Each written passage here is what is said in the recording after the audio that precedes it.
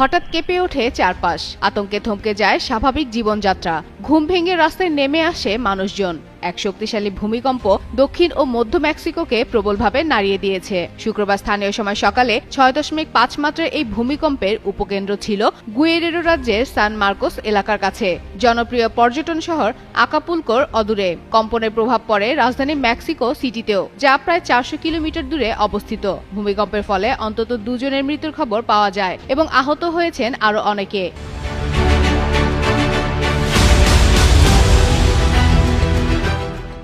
ভূমিকম্পের পর বেশ কয়েকটি আফটারশকও অনুভূত হয়। সতর্কমূলক ব্যবস্থা হিসেবে সম্ভাব্য ঝুঁকিপূর্ণ ভবন ও বাড়ি পরিদর্শন করা হচ্ছে।